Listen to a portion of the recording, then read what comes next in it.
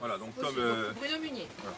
Donc comme le dit Christelle, on a réussi à trouver une fable qui tout à fait colle parfaitement avec l'histoire du club et que je vais donc vous lire. Alors c'est un illustre inconnu, un auteur, sûrement un élève de Jean de La Fontaine ou quelque chose comme ça. Enfin lui il s'appelle Bruno du Lavoie, pour ceux qui le connaissent.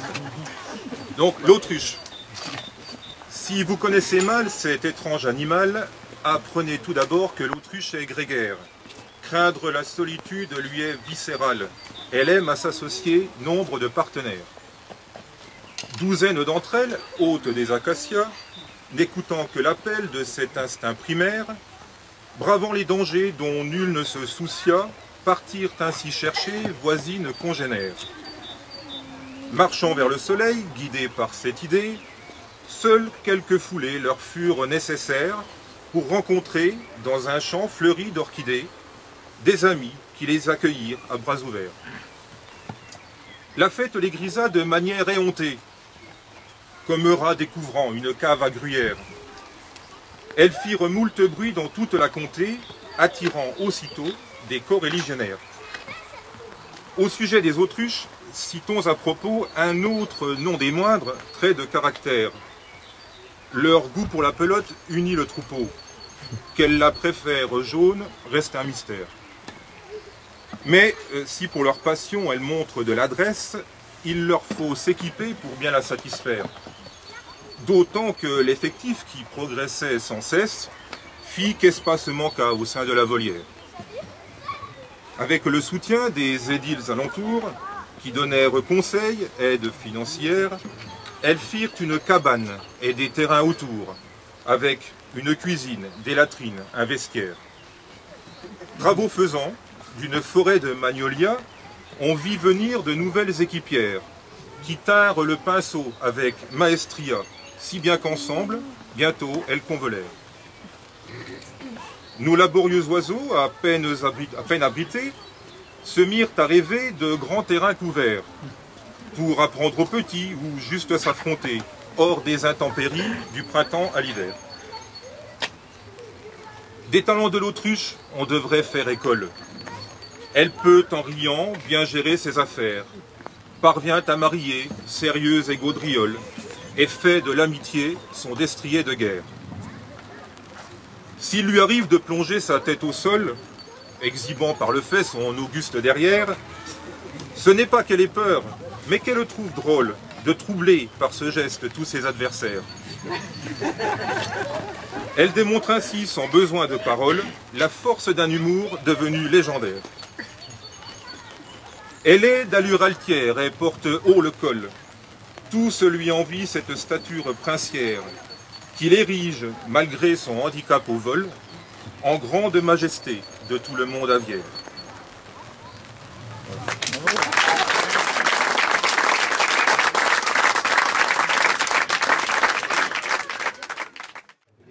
Ah, attention. Par notre côté maintenant. Hein. Voilà. Je tiens. Les filles. Ouais, pour votre gouverne, on en a 10 mètres. Hein. Ça y est, c'est bon. Ça y est, c'est tout bon. Voilà, bravo. Bah, on peut quand même applaudir. Hein, parce que... oui, hein.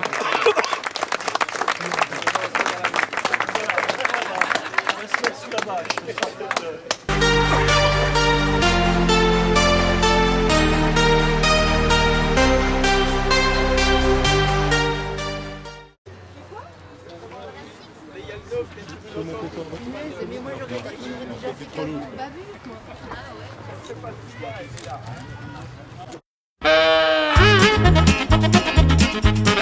ouais.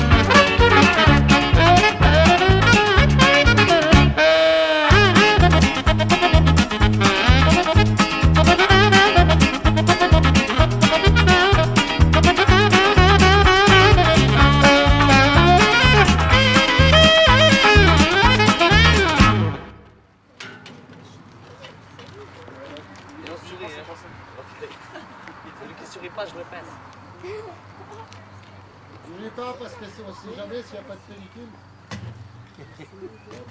Voilà. Taxi tout plein.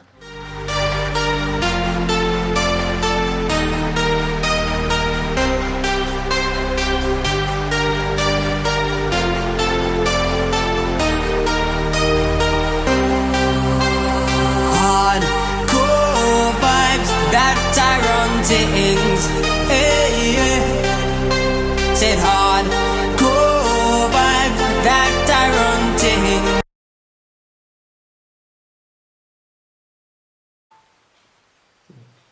Eh bien donc, merci Monsieur le Président de me recevoir à nouveau. Je vois d'ailleurs que nous sommes ici dans votre salle de repos, si j'ai bien compris.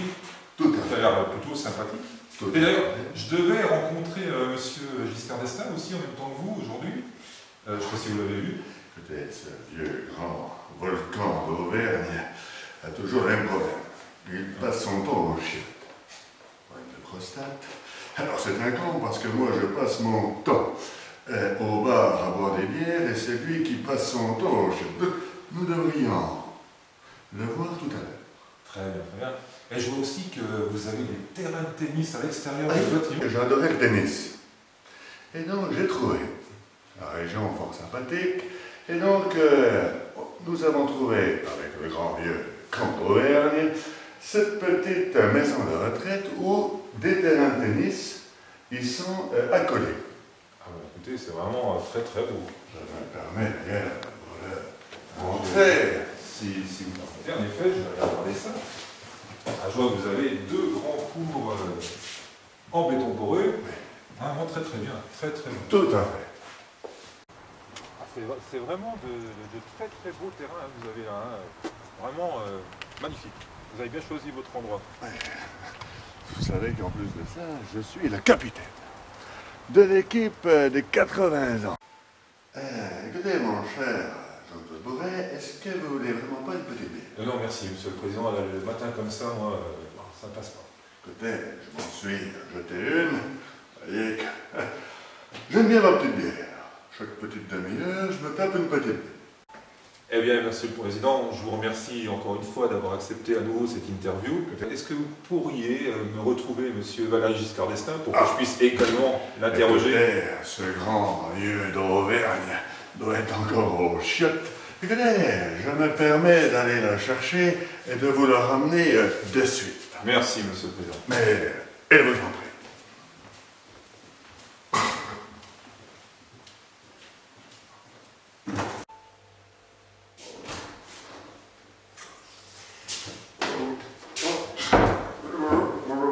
Bonjour, Monsieur le Président. Très content de vous revoir. Je vais voir le grand Jacques. Oui, je l'ai envoyé vous chercher tout à l'heure. Je suis heureux que vous soyez revenu, mon cher ami. Écoutez, Monsieur le Président, c'est moi Vous qui suis appelez, venu. rappelez-moi votre nom, s'il vous plaît, mon cher ami. Alors, moi, je m'appelle Max de Perouse. Max de Perouse. En toute simplicité. Alors, ça commence bien.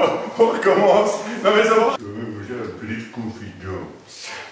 Je fais du tennis avec le grand Jacques. Ici, à la maison de retraite des Bleuets, et je fais une deuxième confidence. Le grand Jacques, eh ben, je lui mets sa partie. Parce que moi encore, eh ben, je cours, et je cours, soit après les filles, soit après les balles. Le grand Jacques, je mets sa partie.